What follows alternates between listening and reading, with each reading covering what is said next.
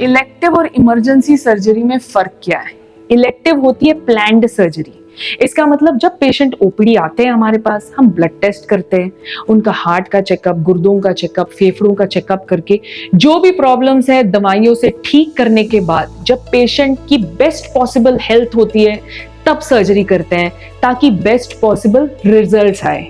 इसका मतलब ये उन पेशेंट्स में प्लान्ड होती है, ना कोई इन्फेक्शन होता है ना कुछ इमरजेंसी होती है।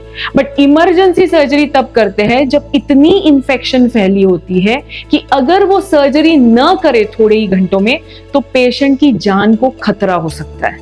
अब कई बार जो बुजुर्ग पेशेंट होते हैं या फिर जिनको डायबिटीज होता है, बीपी या हार्ट की प्रॉब्लम होती है, गुर्दों की प्रॉब्लम होती है, ऐसे केसेस में इमरजेंसी सर्जरी में हम वो सारा ठीक करके सर्जरी का वेट नहीं कर पाते।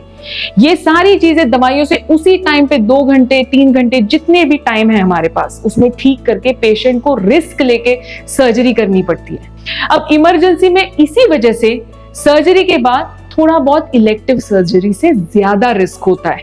इंप्रूवमेंट में थोड़ा टाइम लग सकता है, हॉस्पिटल स्टे थोड़ा बढ़ सकता है, तो पेशेंट की कंप्लीट रिकवरी में काफी टाइम लग सकता है। इस चीज पे निर्भर करता है कि पेशेंट की गुर्दे, दिल, फेफड़े, बाकी की चीजें कितनी हद तक काम कर रही हैं। इसलिए ऐसी कोई भी सर्जरी जो हम इलेक्टिव सेटिंग में कर सकते हैं, प्लीज उसका डिले करते इमरजेंसी तक न रोकिए। अब कौन सी सर्जरीज, जैसे कि गॉल ब्लैडर की सर्जरी हो, जैसे कि हर्निया की सर्जरी हो, जो इलेक्टिव सेटिंग में ऑलवेज बेस्ट रिजल्ट्स मिलते हैं कंपेयर टू इमरजेंसी सेटिंग।